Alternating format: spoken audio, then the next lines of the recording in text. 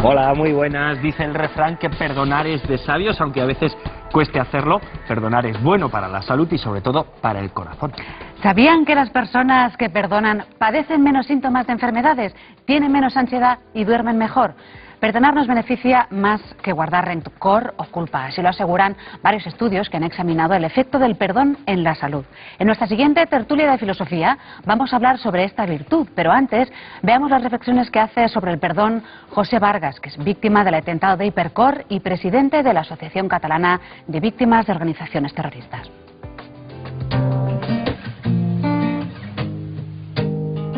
A las 16:08 fue cuando se produjo la explosión del coche bomba en el parking. Allí pues nos cogió de lleno la deflagración y bueno, aquello fue un caos. Todo lo que oías eran gritos de la gente, gritos de dolor, gritos llamando a sus familias. Y lo único que intentas es salir de allí con vida, procurando que al hijo pues no le haya pasado nada y a la mujer tampoco. Pude encontrar una escalera de obra que se accedía desde la planta, digamos, planta baja a la planta -1, que era la de alimentación, y por allí pude salir hasta arriba. ¿Quién me sacó? No lo sé. Cómo me atendieron tampoco lo sé, porque yo luego cuando me di cuenta ya estaba en la plaza que hay entre los dos almacenes de Hipercor y las tiendas del Corte Inglés, y estaba allí, me estaban atendiendo y nada más. Entonces fue cuando me di cuenta de que estaba chorreando sangre por las piernas. Me había cortado todas las piernas y ni siquiera me había dado cuenta del detalle este. Mi mujer resultó herida, también con rotura de tímpanos. El hijo afortunadamente no, porque yo cuando ya oí la deflagración me eché encima de él porque se nos vino una bola de fuego encima, una gran llamarada encima, y yo me tiré sobre él para que a él al menos el efecto fuera al mínimo, ¿no?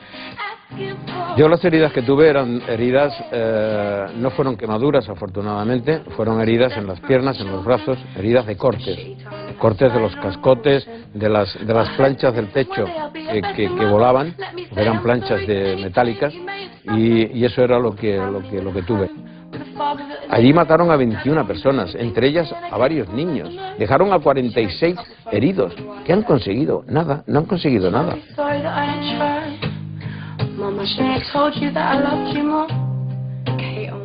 A mí, particularmente, como José Vargas, víctima del atentado de Hipercor, me gustaría perdonar. Pero no me han demostrado en absoluto, en todos estos años, ni siquiera un ápice de algo para que yo les pueda perdonar. Y como no me han demostrado nada en todos estos años, lógicamente yo no les voy a perdonar, porque tampoco me han pedido perdón. Todo aquel que atenta contra su prójimo ya es una acción imperdonable. Yo resentimiento, quizás no sea la palabra resentimiento, es no olvidar lo que hicieron aquel día. Si alguien les perdona, al menos que no olviden lo que hicieron. Si viene el terrorista y me dice, o el asesino, y me dice que me pide perdón, a lo mejor le puedo decir, me lo voy a pensar. Hace 20 años, a mí me viene y me dice perdón, bueno, es que no sé lo que hubiera hecho, ¿no? No hace mucho, una víctima ha estado precisamente con un terrorista. Y a mí me ha comentado que después de esa charla, de esa entrevista, se ha sentido más liberada.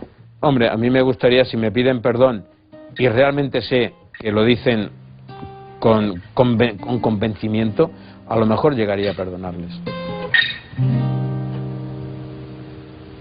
Bueno, pues empezamos nuestra tertulia de filosofía hoy dedicada al perdón después de este testimonio tan conmovedor, ¿no? Para hablar sobre este tema, yo les presento a nuestros invitados. Tenemos con nosotros a María Teresa López de la Vieja, catedrática de Filosofía en la Universidad de Salamanca. Buenas tardes, hola, Teresa. Buenas tardes. También nos acompaña Pau Pérez, que es psiquiatra en el Hospital La Paz de Madrid. ¿Qué tal? Buenas tardes. Buenas tardes. Y también contamos con nuestro colaborador habitual, el filósofo Francesc Torralba. Buenas tardes, bienvenido. Buenas tardes. De entrada, la definición de perdonar. O sea, ¿qué quiere decir perdonar? Pues perdonar es un acto libre, es un acto de la voluntad que consiste en dar de nuevo la posibilidad de empezar de nuevo, ¿no? Curar las heridas del pasado, ser capaz de empezar otra vez el vínculo, lo cual es muy difícil en virtud de la ofensa que se ha sufrido o de la herida que hay, ¿no?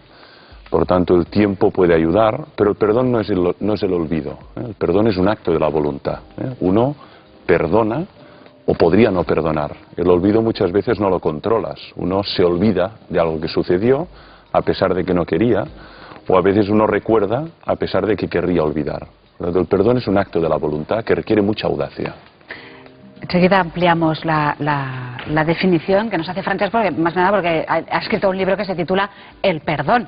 Pero bueno, Teresa, nos gustaría también que nos comentara si ese perdón necesita de alguien que lo pida, de alguien empieza y termina con uno mismo. ¿Qué le parece? Sí, yo continuaría un poco en la línea de Francesc diciendo que se trata de algo completamente voluntario. Es la decisión de la víctima que acepta o no acepta las excusas o la petición de quien le ha causado el daño.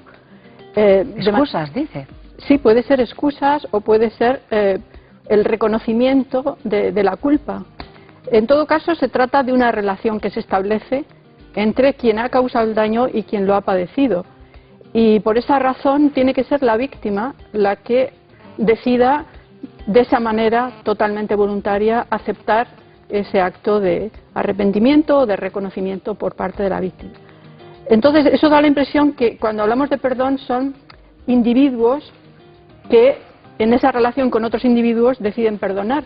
Pero hay otros casos también bien interesantes en los cuales son personas que en nombre de un colectivo piden perdón a otro colectivo.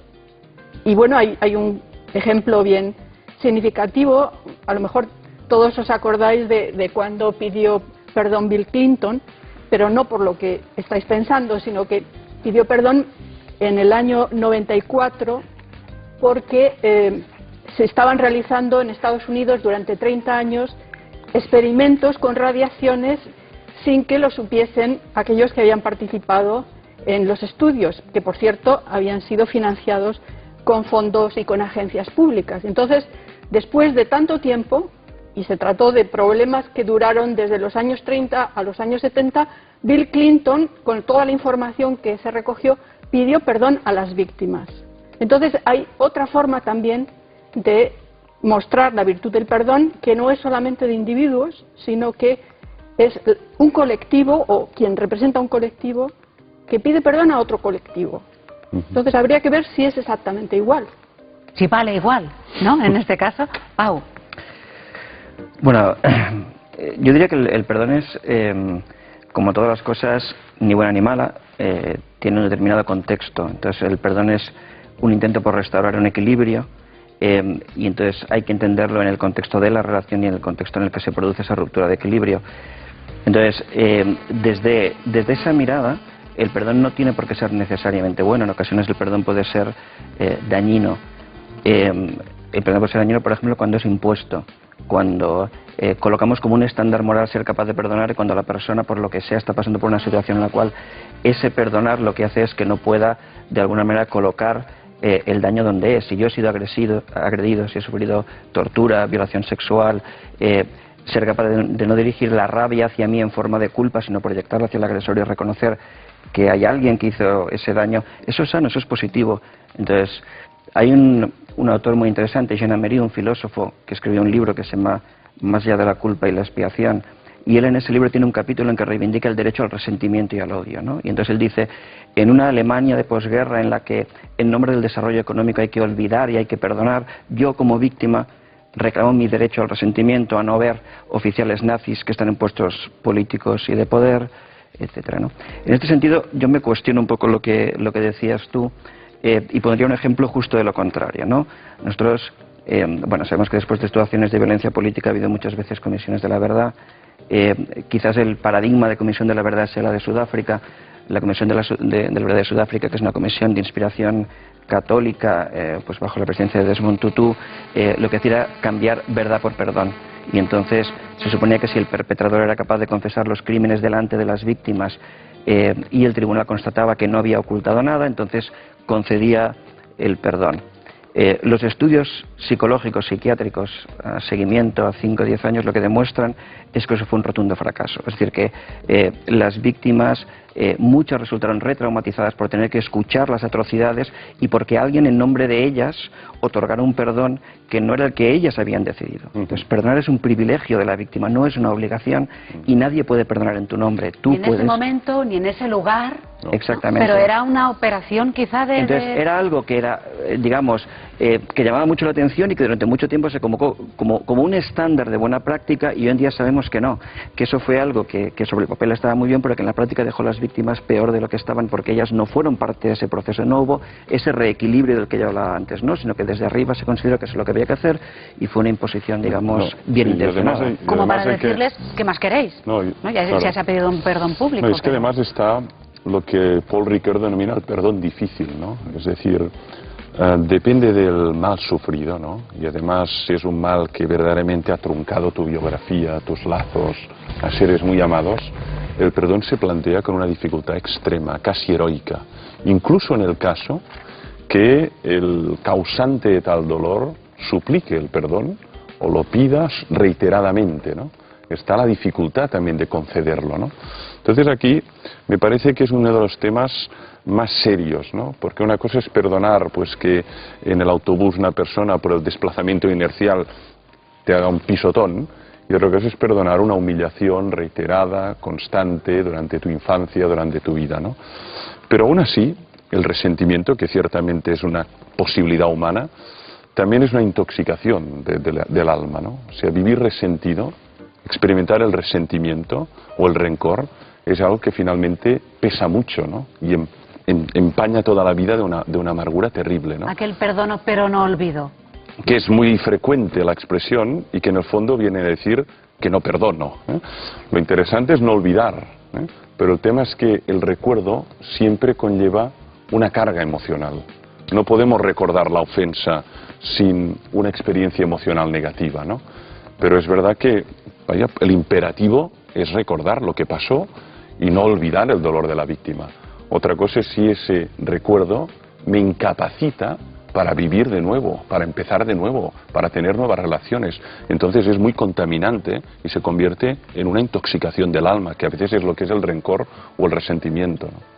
Si me perdonas, te voy a citar, porque tienes una definición en tu libro sobre el perdón que explica precisamente que perdonar es intentar que la historia pasada no contamine el futuro. El perdón es comenzar de nuevo.